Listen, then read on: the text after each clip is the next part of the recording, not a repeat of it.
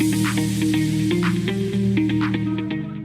everyone, and welcome back to the Leadership Project with your host Mick Spears.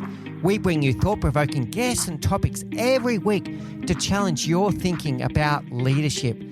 Our aim is to help you become the leader that you wish you always had as we learn together and lead together.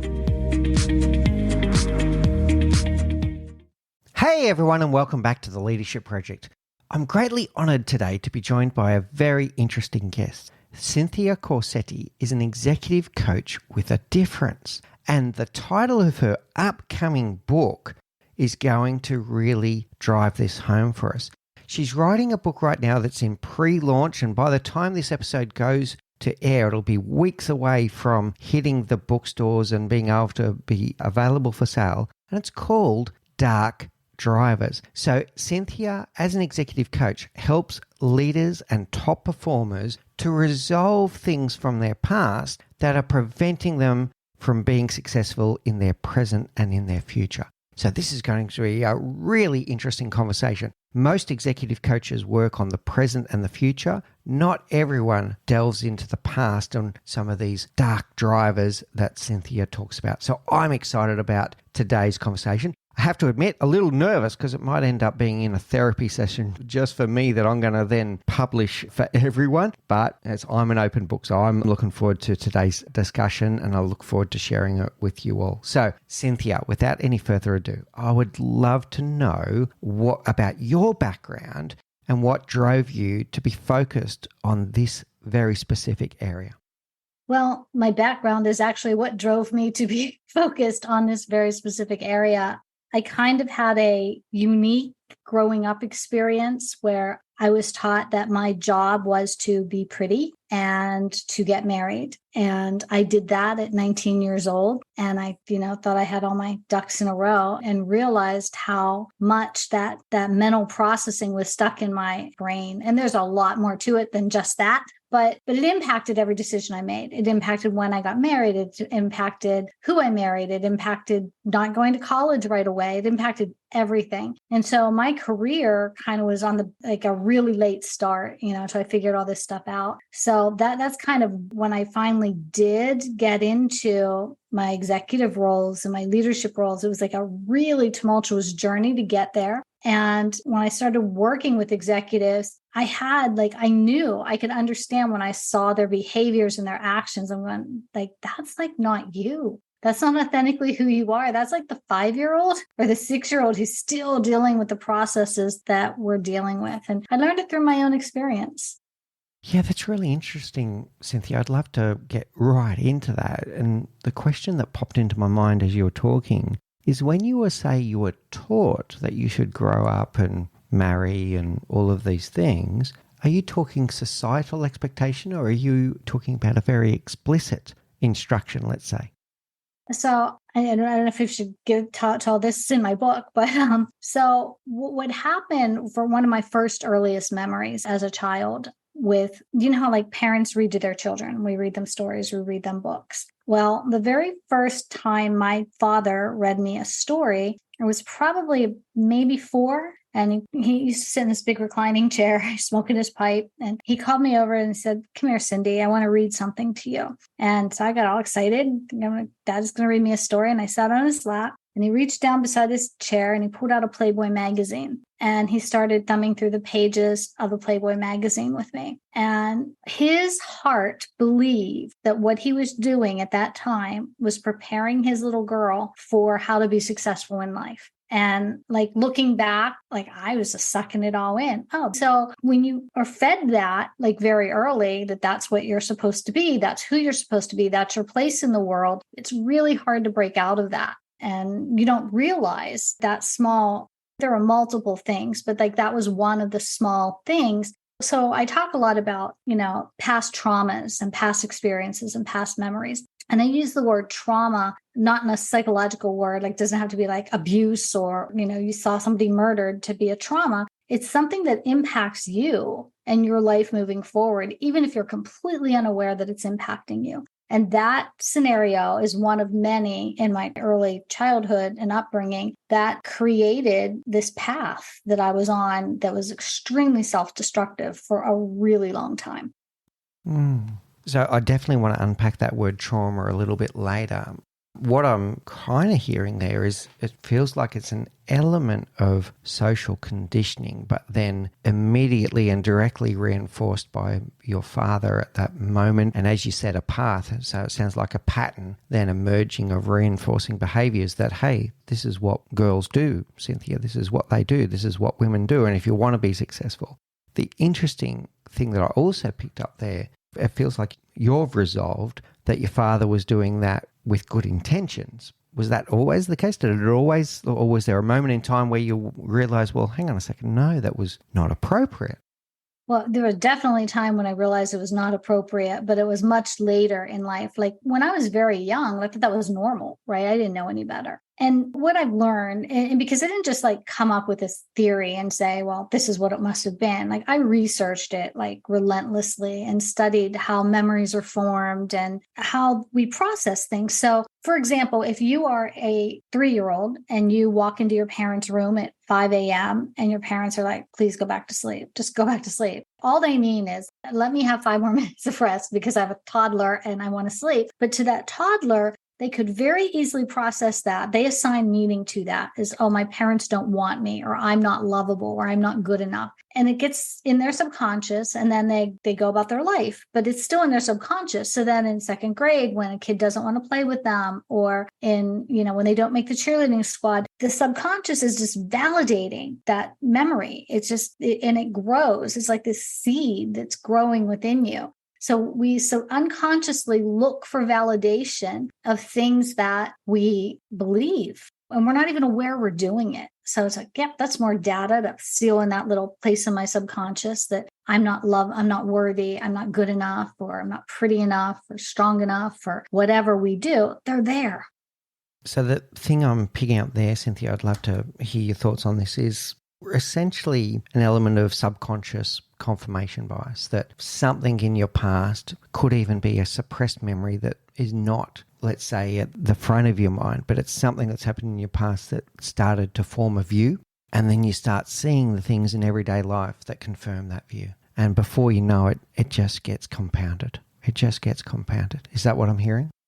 Yes. And it's not just the event, it's the meaning we assign to an event, because there's so much research out there that says that our memory isn't even reliable. So that's another reason why I can't look at my parents and say, like, you guys were, complete jerks. You screwed up my life and you did this, because I only know what I remember as a 4-year-old or a 5-year-old. I know that I experienced that and assigned a meaning to that in my perspective. If you have siblings, and you ask your siblings about growing up, it's like you grew up on different planets. It's like, seriously? Like, is that what you remember? Like, I don't remember that. And like totally different experiences in siblings, because we might all be going through very similar things, yet we assign different meanings to them. So our memory is not really reliable. So I can remember that day like it was yesterday, but I have no valid proof that it ever happened. I mean, the human memory is infallible.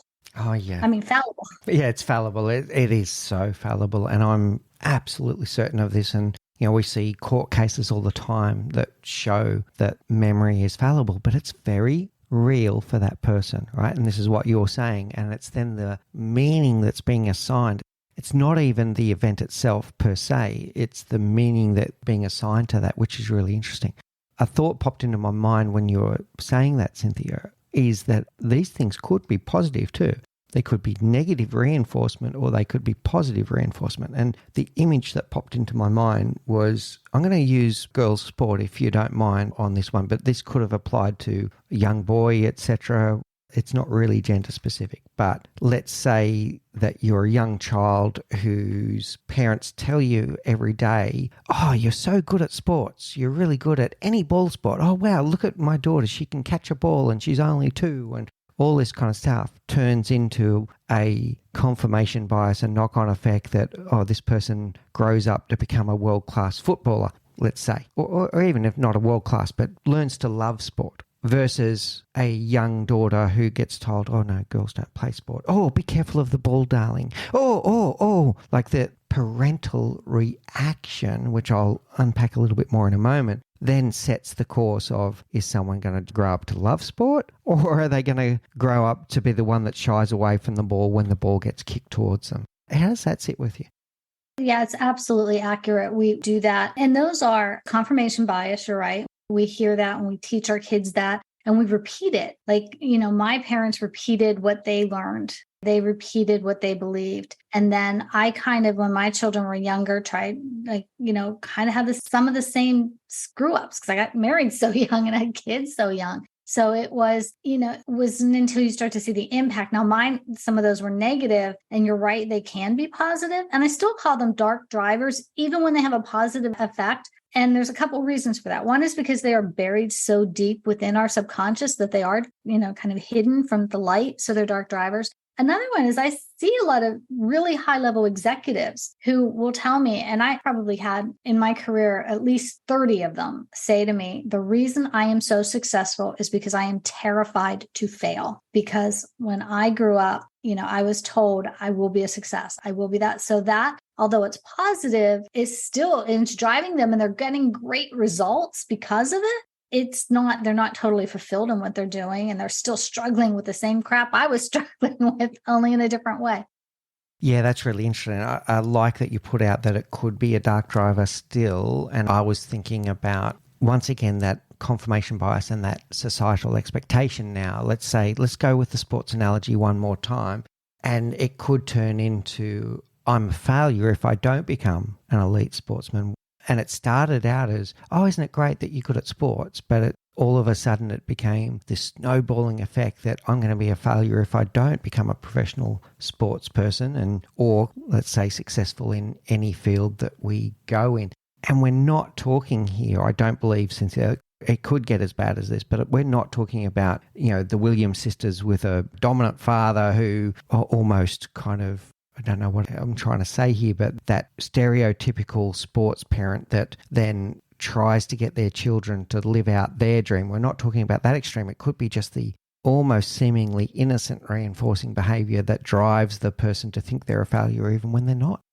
And what can happen is, even if this child, the parents are very innocently just trying to be encouraging, you're good at sports, and this child believes this and they keep looking for it, and then they get in high school and they're doing pretty well and they make the team. But when they go to college, maybe they're no longer the big fish in a small pond. Now they're small fish in this very large pond, and they're not as good. And that reality hits them. It's like, crap, maybe I'm not as good as I thought. And then that's a whole other thing they've got to deal with. I think my daughter is kind of an example in a way of academics. She was brilliantly smart, and she was reading, really, really early. And all we told her is how smart she is her entire life. And she was a valedictorian in her high school class. And then when she went to college, she was in like an honors program and stuff. She's gone, Mom, she goes, I think I peaked in high school because there's some really smart people here. And that's something, she's still smart, but that realization that like the world's bigger. So maybe you are a great athlete, maybe you are super academic, but maybe you've got to get this reality check of what the rest of the world, what else is out there. I'm also wondering at this point, picking on this point about being smart, whether it can then accidentally reinforce behaviors that are not the ones that we want. All right. So not just the expectation now. So, you've read my book. So, one of the things that I talk about is one of the mistakes that many leaders make is always trying to be the smartest person in the room. So I think about this behavior that you're talking about. If you're a child that has always been told how smart you are, you get in the workplace and every day you try to prove how smart you are. And we know that great leaders actually have the ability to learn to be the last to speak and to sit back and let other people step forward with their ideas and flourish, so that you don't become that point of dependency, right? For many reasons, you don't want to always be the smartest person in the room. How does that sit with you? That it could actually not just the pressure of, I've got to be the smartest person in the room. Now the behavior presents itself as always trying to prove myself to be the smartest person in the room with unintended negative consequences.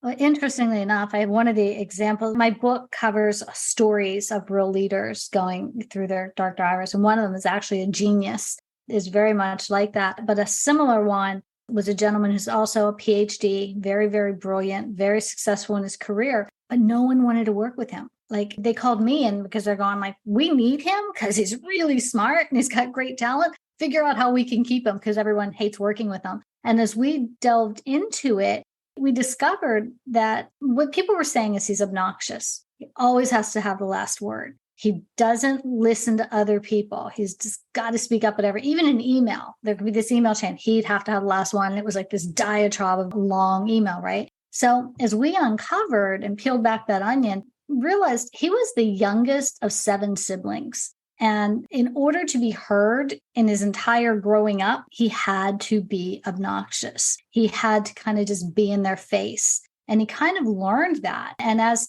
he made that connection between how he's behaving in a meeting and how he felt when he was a child, feeling left out or ignored, he got to the point where he goes, honestly, Cynthia, he goes, I will leave a meeting. I'll excuse myself. I'll walk out in the hall and I'll say, okay, Sam, that's the 7-year-old. Let's go back in as the adult. And he could actually make that conscious decision. And that's what this book aims to do, is to help you make that connection so that you are able to just navigate it. They're not going to go anywhere. Like those dark drivers are not just going to pick up and leave. They're part of who you are.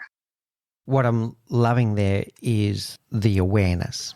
So many things there, Cynthia. The first one, that people could see that person's gift, but they also didn't want to work with them, right?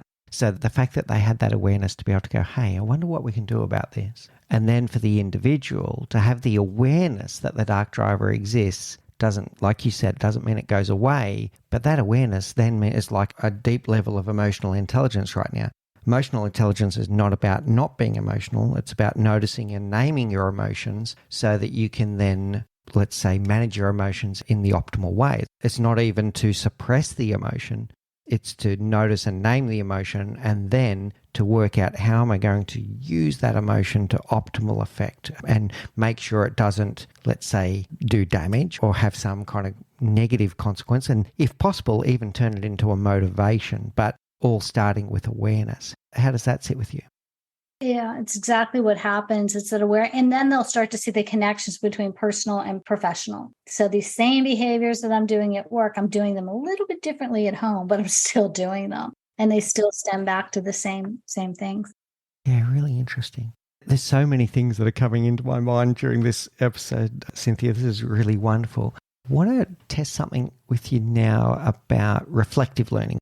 I was touching on this before and I said I'd come back to it. So one of the things about these reinforcing behaviors is they don't need to be explicit, right? So I'll tell a story and then I want to hear your views on this and how it starts forming these dark drivers and these behaviors. So I'm sure this is a story that will resonate with many, and it's about a child's first swimming lesson, right? So when your child or someone, it could be your niece, it could be your grandchild or whatever the case may be, when they go to that first swimming lesson, there's a huge moment in their life at that time. As they start going into the water, they take sideward glances at the person that took them to the swimming lesson, the person that they trust, and they're looking for verbal and nonverbal communication of, is this safe?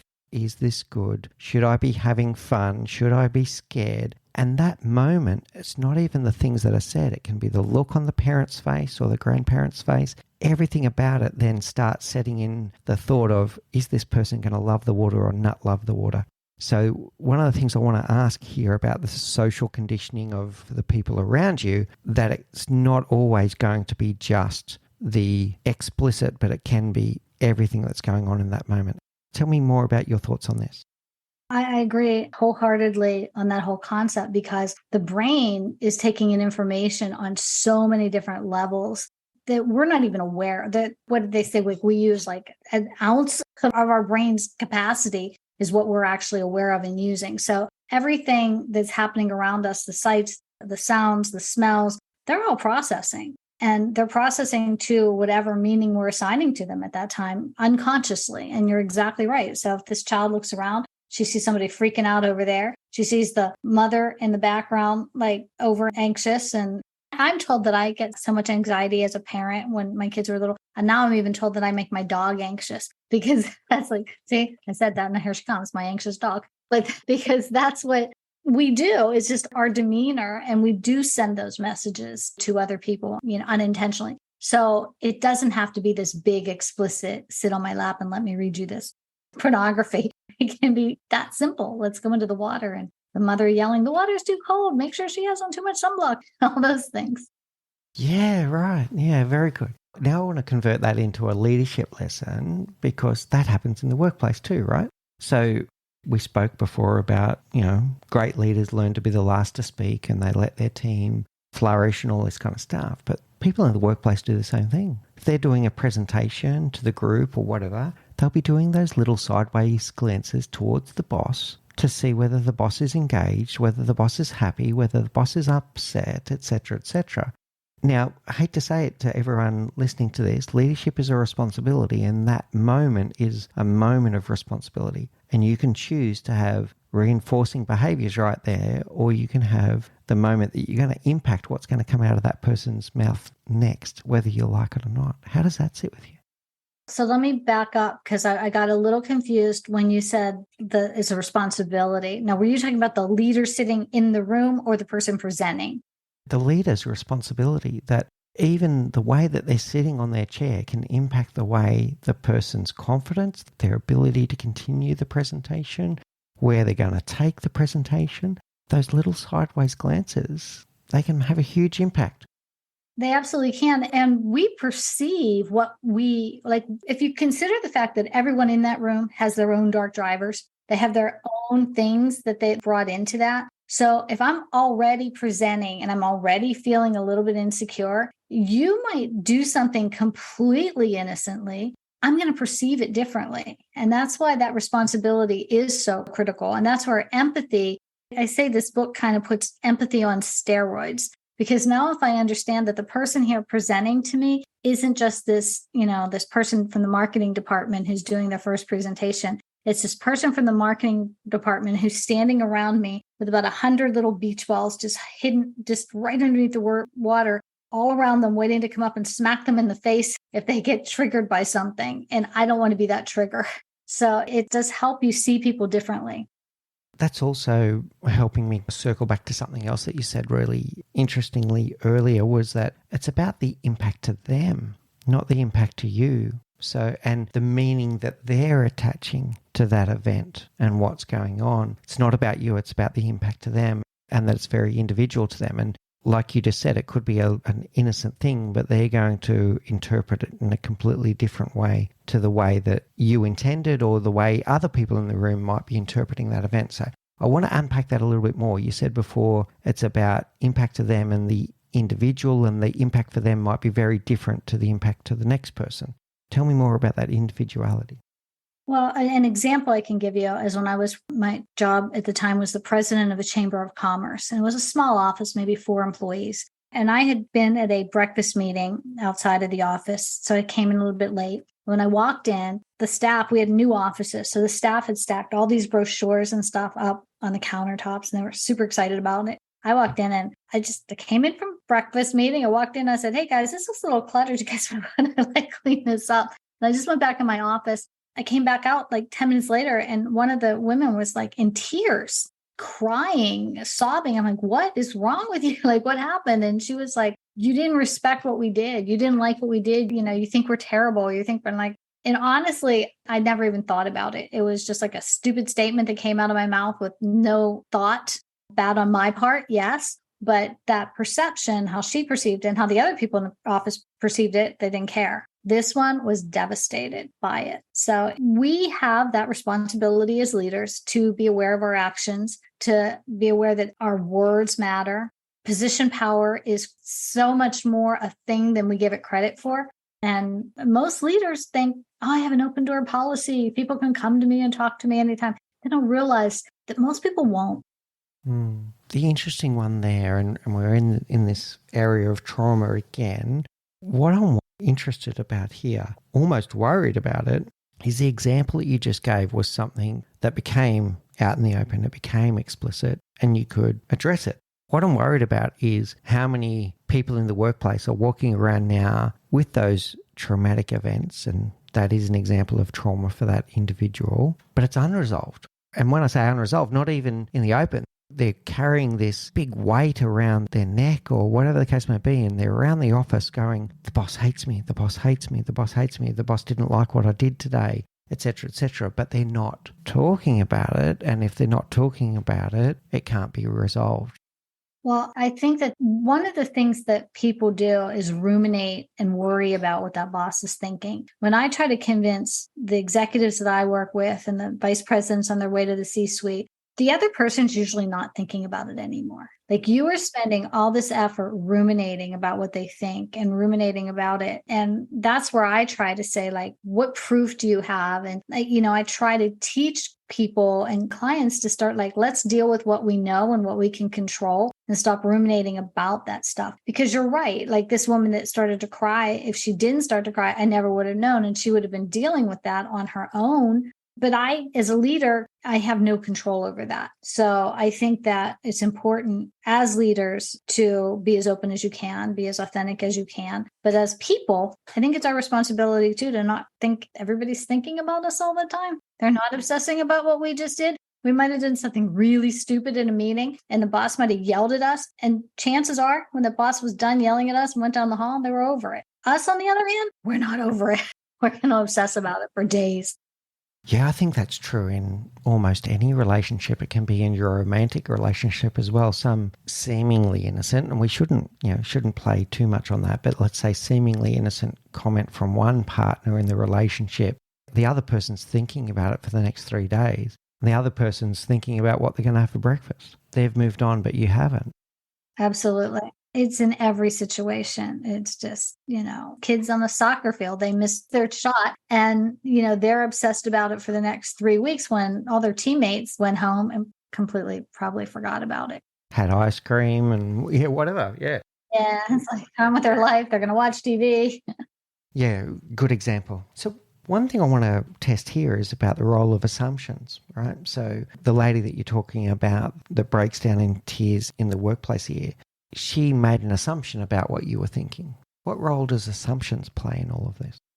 I think it plays a huge role. I deal frequently with people that are upset or offended that there's a department meeting or a meeting that first they complain when there's too many meetings. But when there's a meeting that they're not invited to, they make a lot of assumptions about that. Why wasn't I invited? Why don't they want my value? Why don't they care about what I have to say? Or they're talking about me and I'm going to get fired. Like, it just goes down this vortex because they're making assumptions. And chances are it just had nothing to do with you and they didn't want to waste your time. But we as humans tend to catastrophize. Yeah, catastrophize is a good word. And I think that's exactly what we do. What does it mean to you, catastrophize? Tell me more about that. The one thing that I wish I knew way earlier in my career was to stop worrying about what everyone else thinks about you because they're probably not thinking about you. And I think that is the biggest, because earlier in my career, I would obsess about everything and ruminate about everything and be paranoid about everything. And it caused stress and anxiety and couldn't sleep at night. I would leave jobs because I was afraid that if I didn't leave, I would get fired. And these all cycle back to that imposter syndrome, to that you're not good enough. It's all these dark drivers are in there. And so we look for problems before they're there. And we try to protect ourselves so much from letting that happen. And we're not even aware of it. Like, I had no idea that I was leaving jobs because I was afraid of getting fired. I was able to rationalize in my brain. It wasn't until I connected all the dots of all my dark drivers, I said, oh my gosh, that's exactly what I was doing. And that's when it made sense. And so that when I say catastrophizing, that's what I mean. We're going to get fired. And I see clients do it all the time. The board's going to be so upset. If I said this, I had this one slide wrong on my slide deck and, the board's going to interview someone else. Like, people do that. Yeah, it's really interesting. I love the way that you were able to process that and connect the dots. And we do see it in the workplace a lot. We'll see someone that, and it can almost come across as self-centered, by the way, but it's about how they're processing the events. People that there's an email that gets sent around and they always assume that the email is about them. Or in a meeting, if someone brings up, hey team, we really need to get better at topic X, they'll be thinking the whole time, oh, was that me? Did I start this? It's that kind of internalization all the time of it's about me when it's not always about you. And departments. I had a situation once in coaching where an EVP, an executive vice president, sent an email to 3 different department heads. And it was one email to 3 people, and it was like 2 sentences long. And it was something to the effect of, I don't think the messaging was right on that. Maybe we need to make a change. And it was like that simple, that quick. She was busy. She threw something out there. These 3 different department heads got it. The one department head took it pretty much the way she meant it. The other department head, who was already a little insecure about her job, thought that that was like this passive aggressive dig at her. So she completely changed the direction of our entire team and got them moving in a different direction. And the third one just pretty much ignored the message entirely because he thought she didn't understand what she does anyway. So it was this really bizarre way that 3 people, 3 leaders, took 2 sentences from the same person in one email. And they all went in different directions, which is a whole nother communication problem that we had to deal with. The meaning that we assign to things, that the one that took it and changed her team's direction, I mean, it was like 2 weeks down the road where she had them completely shifting focus on what they were working on. And that came from her dark drivers, her inferiority complex, her paranoia about what this boss thought about her. And the boss simply was busy. There was nothing preconceived, nothing passive aggressive. She was just busy. So that's like what we do. It's not all of us, but I mean, it happens. No, I think it's natural that people are doing this. And I think if everyone listening to this right now stops and reflects, I'm sure you can think of examples where you have done it, where your team have done it, where people around you have done it. So I want to unpack this a little bit further. So 2 sentences, 3 people assigned different meanings to the same 2 sentences. What I'd love to know, Cynthia, is what practical tips can you give people in, I'm going to say, both of those positions, right? So if I'm the leader that wrote those 2 sentences, what do I do to, let's say, arrest this pattern of people going off and taking 3 different meanings from the 2 sentences? And then from the recipient, how do I stop myself from being the runaway train that goes, oh my God, the boss hates me? Those 2 sentences, they were about me. The boss hates me. Well, that situation is one of the reasons that I created my own care to lead system when I go into organizations. The C in care is clarity. So I teach the leaders to communicate with clarity. First of all, be clear about what the heck you want for yourself first before you even try to communicate it to someone else. So that leader, if she's trying to work with clarity, she would ask herself, all right, what is the real outcome I want when I send this email? That's her responsibility. She's got to be clear with herself and then clear in how she communicates it. And then when people get an email, if they're not clear about it, they need to be able to ask for more clarity, ask for more questions. Don't assume, don't write your own meaning because you're going to be wrong. So why would you put yourself through that? Ask for clarity. And that clarity starts within. It absolutely starts within.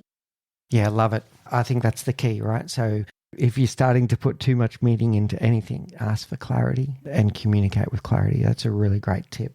Tell me more about care to lead. All right, so you've given us one here. You've teased us with C is clarity. Tell us more about care to lead. So care to lead, I developed it as a system because I saw patterns in leaders, right? And there's just clarity is critical in every organization. It didn't matter what kind of organization. It could be a group of restaurants to a tech company. Clarity is missing all across. And they'll start with their mission, their vision. They're having trouble. Communication's just not going through. Clarity. Authenticity is that trust and that how do we show up. Then the R is responsibility. I am a believer that finger pointing in organizations has to stop. Well, marketing didn't do it. IT didn't get their part done, so we couldn't do it. And product sells what marketing sells, what product can't create. And there's like all these finger pointing and like, what can you do? Because you're giving up your power when you point fingers. You're completely a victim. You're a victim. Well, marketing didn't do it. So you're going to suck at your job for the next 5 years because marketing doesn't do it? Like, what can you do? How do you become a better person, a better leader in your own respect? So there's responsibility and then engagement. And it's not just about how do you keep your team engaged? How do you remain engaged with the job that you're doing? I love it. First of all, very easy to remember acronym, CARE. And I'm going to put the challenge out to the audience right now. So if you're listening to this, have a think about it in your own leadership. Do I communicate with clarity? Do I show up as my authentic self? Do I take my responsibility as a leader seriously? And do I engage my team? And if you can just think about care today, use that as your little self-reflection moment, you're going to grow as a leader. I really love it, Cynthia. I want to come back now to something else you said earlier, which is repeated patterns. So you were mentioning about parents and parents that grow up to be similar to their parents who are similar to their parents, etc., etc. I want to know more about this kind of how we get in this situation where, I'm going to say sometimes healthy, sometimes very unhealthy patterns of behavior become learned behavior that repeat from generation to generation. I think a lot of those are often in the more unhealthy things like scarcity mindset, fear of money, fears. We pass fears along, shame, parents feel shame. Those are the things we tend to, I think, I'm not a psychologist. But what my experience has been, research and studying I've done, is we tend to pass along the things that are negative because we're trying to protect ourselves and our children. So it's a matter of, another one of the things I talk about in my book was that, like, my mom was very afraid that my dad would leave us. So she kept telling me, he's going to leave us. He's going to leave us for some young, pretty chick in the magazine, right? So he's always going to leave us. She had this fear. And she would tell me that to protect me, like, have to be good because if your dad leaves us, we're in trouble. So the conditioning she was inadvertently teaching me came from her own fears. Like, she was terrified that was going to happen to her. She didn't deliberately put that fear into me, but I got it. I heard it. So relationships, I'm bailing before someone bails on me. I'm always going to have a plan B because I don't trust this guy. Somebody's going to be out for something else. And so I always was insecure in relationships because of that. And wasn't intentional. And then I'm sure I passed along some crap to my own kids, but we keep so many therapists in business as parents. We're good in that way. We give dollars to therapists because we make mistakes as parents.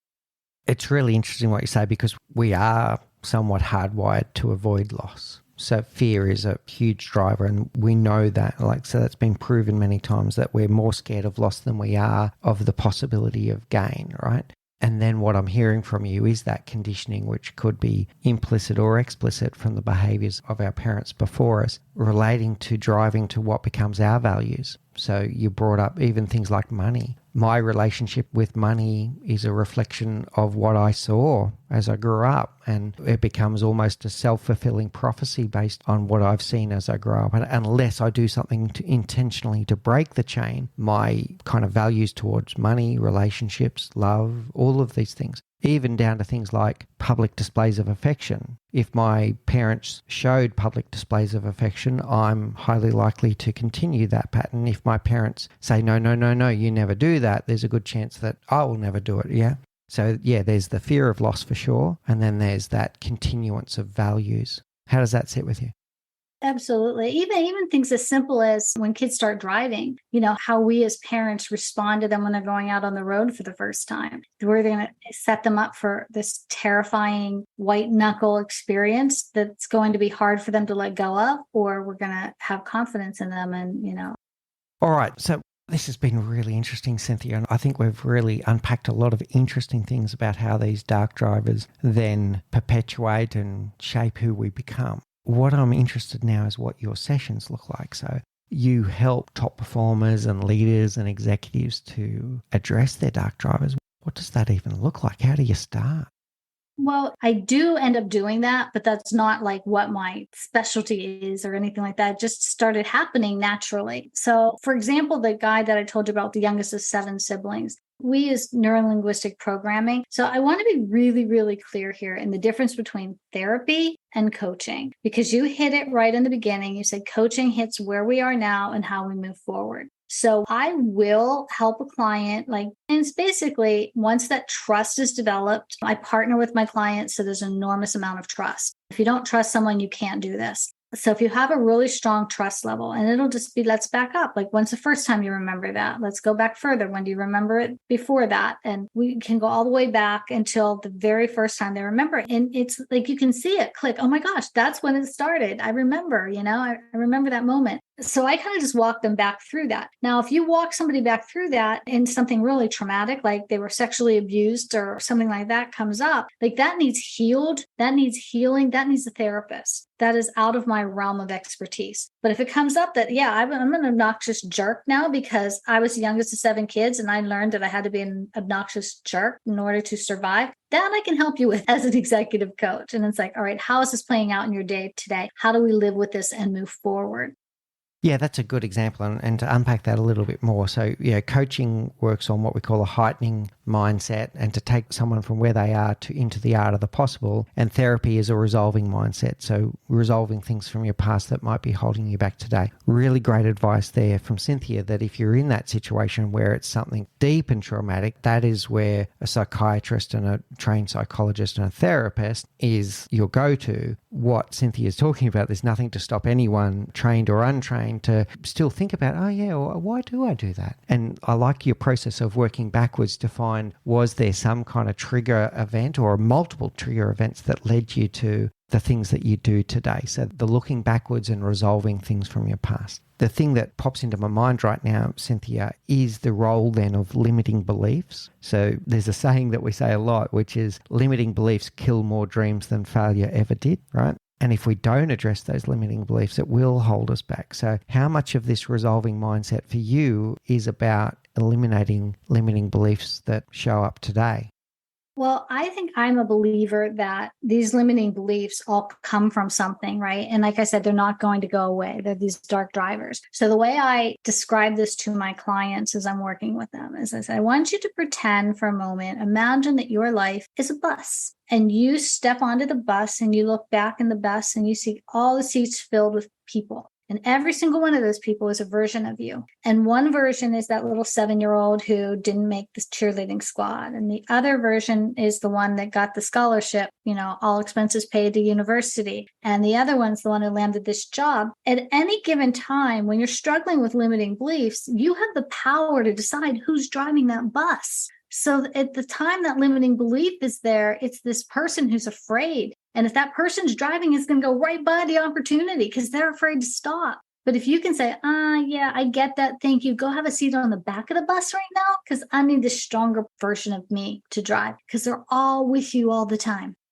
Oh, I love this. I love the metaphor and I love that thought. And think about all the things that we've discussed today, Cynthia. The ones would be if you grow up thinking that you can't catch a ball or you're to be afraid of balls, you'll never learn to catch a ball. But what is the different version of you that learned how to catch a ball and became a sports person, et cetera, et cetera? Let them drive the bus for a while. That's really interesting. I'm going to bring it to the workplace. If you think that you're terrible at presenting, that's just going to perpetuate unless you let someone else drive the bus. How does that sit with you, right? So that person that's scared of public speaking, if they're letting that thought stick there, how do they get someone else driving the bus for a while so that they step forward out of their limiting belief and out of their comfort zone and just give it a red hot go?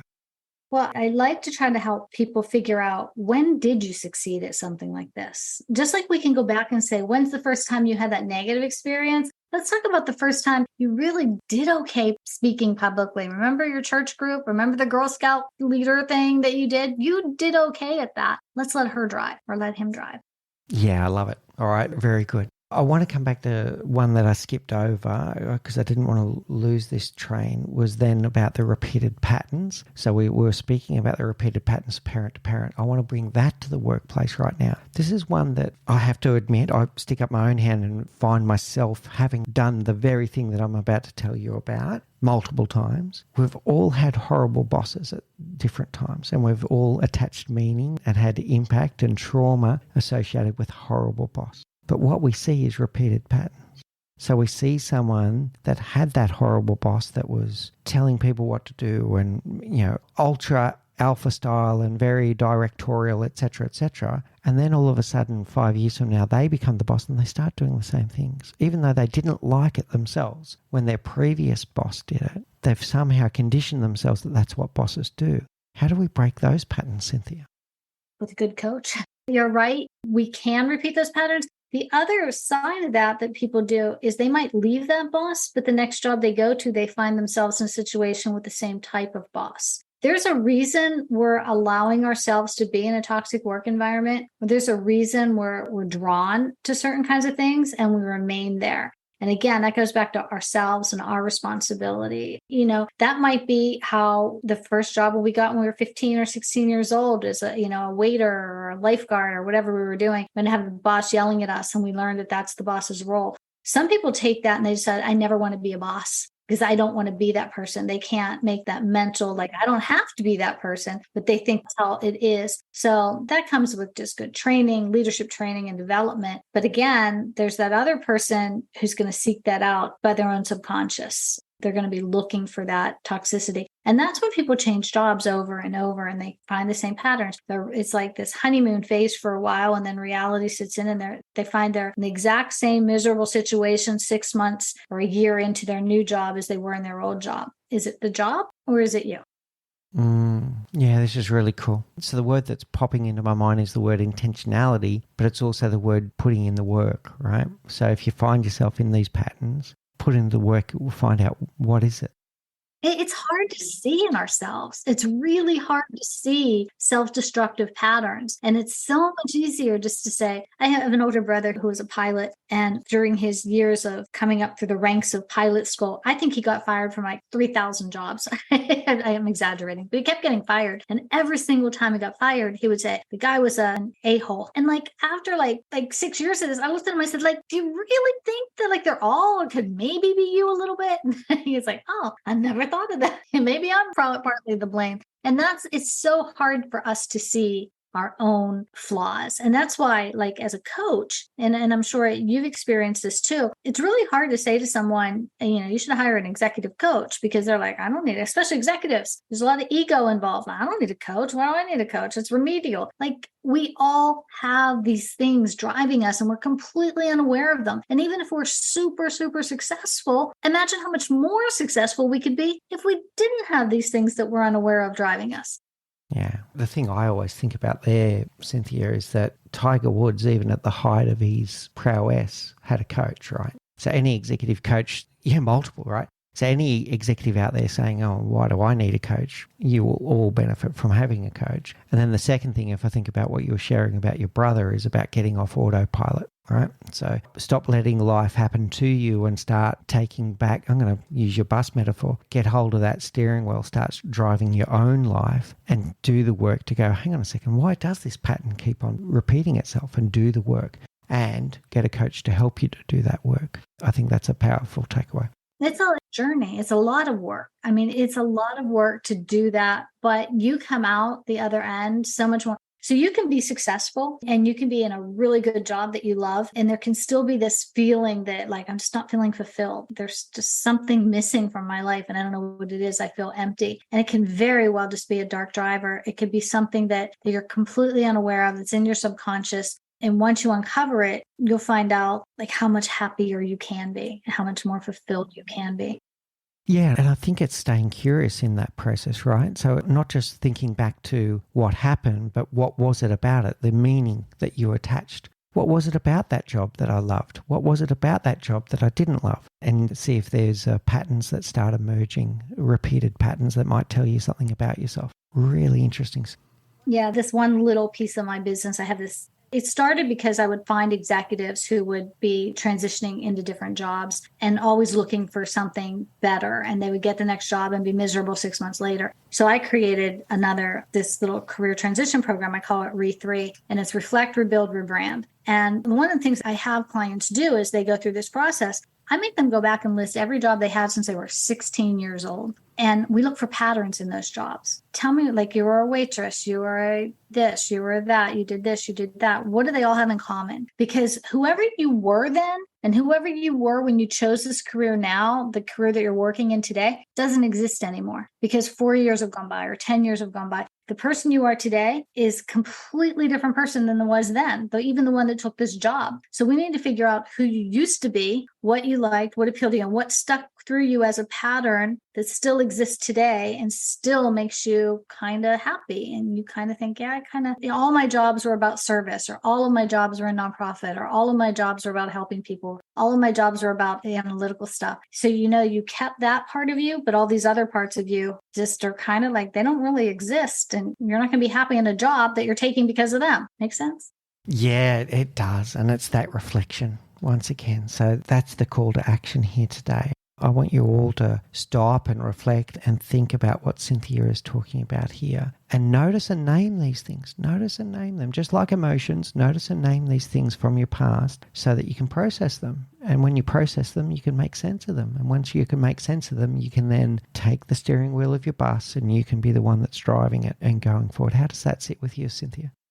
You're 100% on target. That's what it's about. Just reflect, self-reflection, self-awareness, and understanding that everyone is in the same boat. Every single one of us has our own busload of people. So when you're looking as a leader and you've got an employee in front of you who's struggling or who's passive aggressive or who's causing problems, whatever they're doing, have the empathy to understand that they might have subconsciously be just like on their own pattern of self-destruction. So just don't try to be their psychiatrist, but have empathy to understand them.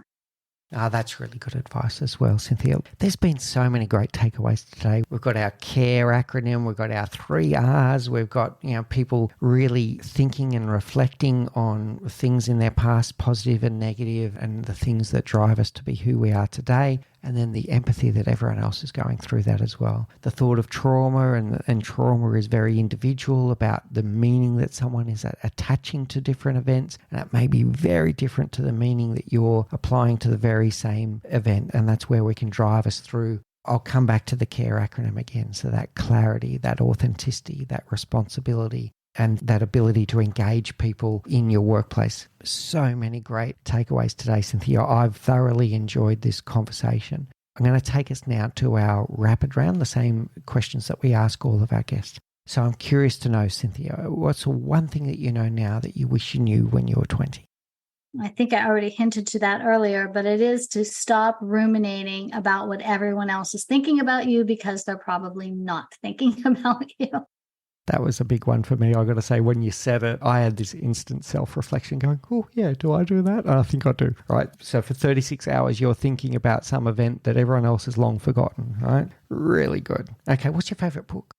It's a Rick Hansen book, and it's called Buddha's Brain. It's the practical neuroscience of happiness, love, and wisdom. And it's just a great book. Rick Hansen is a psychologist who I've read a lot of his stuff. And it was actually, as I was understanding Dark Drivers, like a lot of the psychology stuff that I read about came from him. Nice. I've not heard of that one. I'm going to look into it myself. What's your favorite quote? Change the way you look at things, and the things you look at change. It's a Wayne Dyer quote. Oh, I love it. That's brilliant. And that really reflects on what we've been saying on today as well. That's really great. And finally, Cynthia, I'm sure that many people in the audience have been enthralled by what you've shared today. How do people find you and connect with you to know more about the book, about you, about your services? How do they find you? It's simple. It's Cynthia at cynthiacorsetti.com. I'm on LinkedIn. LinkedIn is my happy place. I love LinkedIn. So I'm really active over there. I have Facebook and Instagram. It's all just under Cynthia Corsetti. I don't have any fancy names. My website, Cynthia Corsetti.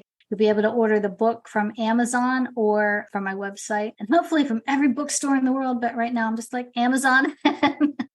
Yeah, exactly, Cynthia. Absolutely brilliant. And I'm looking forward to getting a copy when you're done for sure. I feel richer from having this conversation already. And I know I'll be even wiser once I've read your book and put some of these processes in action as well. Thank you so much for your time today. Very enriching experience for me. And I know the audience would have gotten great value from this as well. Thank you so much. It's been an honor and a pleasure. And thank you to all of your audience who's listening. Thank you for listening to The Leadership Project at mixbeers.com. A huge call out to Faris Sadek for his video editing of all of our video content, and to all of the team at TLP. Joanne Goes On, Gerald Calabo, and my amazing wife, Say Spears. I could not do this show without you. Don't forget to subscribe to the Leadership Project YouTube channel, where we bring you interesting videos each and every week. And you can follow us on social, particularly on LinkedIn, Facebook, and Instagram. Now, in the meantime, please do take care, look out for each other, and join us on this journey as we learn together and lead together.